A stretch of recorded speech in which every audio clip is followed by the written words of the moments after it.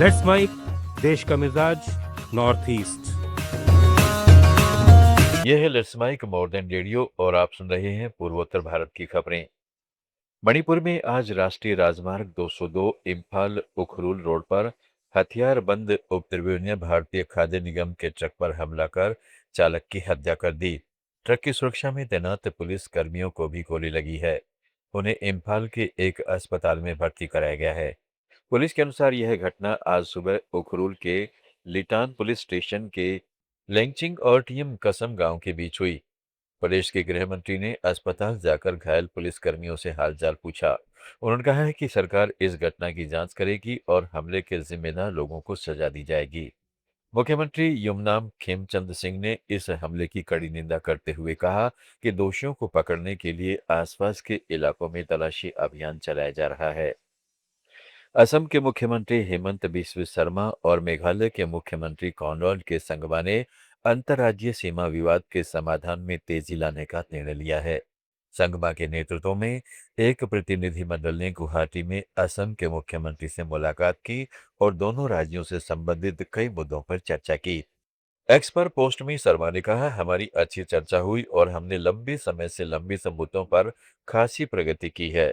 उन्होंने कहा है कि सीमांकन प्रक्रिया दोनों पक्षों में चल रही प्रक्रिया में तेजी लाने और मामले का स्थायी समाधान निकालने पर सहमत हुए हैं। असम के प्रख्यात विद्वान, साहित्यिक, आलोचक और शिक्षाविद डॉक्टर हिरेन गोहेन को उनके योगदान के लिए शहीद कुशल कोनवार पुरस्कार 2026 के लिए चुना गया है।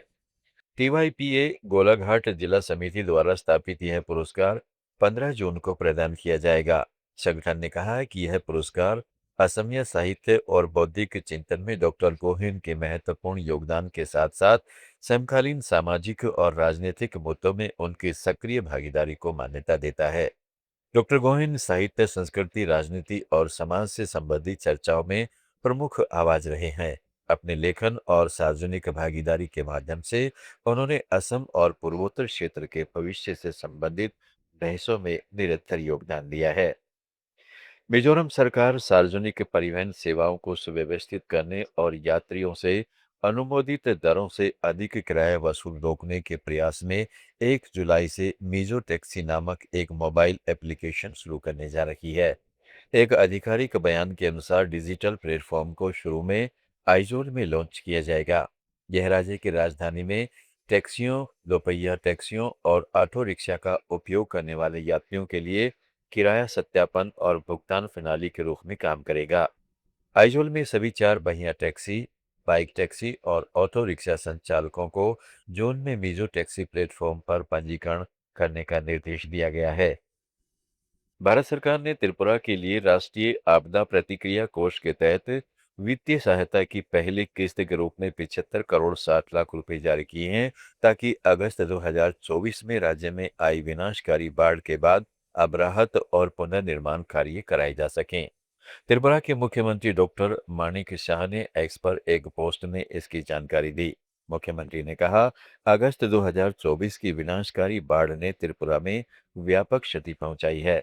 इस आपदा के आकलन के बाद राज्य सरकार ने भारत सरकार को राहत और पुनर्निर्माण प्रयासों के लिए वित्तीय मदद का ज्ञापन दिया था। उन्होंने बताया कि केंद्र ने राज्य में पुनर्निर्माण कार्यों के लिए कुल 252 करोड़ रुपए मंजूर किए हैं। भारतीय भूवैज्ञानिक सर्वेक्षण जीएसआई ने असम के गोलपारा स्थित त्रुकेश्वरी और सिजुकोना पहाड़ियों में महत्वपूर्ण खनिज भंडारों की खोज संबंधी हालिया दावों को खारिज करते हुए कहा है कि इस क्षेत्र में आर्थिक रूप से व्यवहार्य भंडार की पहचान नहीं की गई है। एक स्पष्टीकरण में खान मंत्रालय ने कहा है कि 2012 और 2014 के बीच दक्षिणी अग्निय क्षेत्र में किए गए क्षेत्रीय अध्ययन दुर्लभ पृथ्वी तत्वों की प्रारंभिक वैज्ञानिक जांच का हिस्सा थे। ये व्यावसायिक रूप से योग्य खनिज भंडारों की उपस्थिति का संकेत नहीं देते थे। असम, त्रिपुरा, मेघालय, मणिपुर, अरुणाचल प्रदेश, मिजोरम, नागालैंड और सिक्किम की ताज़ा खबरों के इस बुलेटिन को रोजाना सुनने के लिए डाउनलोड करें लेट्स माइक ऐप। जुड़े रहिए लेट्स माइक के साथ। आप सुन रहे थे let's mic more than radio. Follow कीजिए हमें हमारे सोशल मीडिया प्लेटफॉर्म्स पर। It's time for news.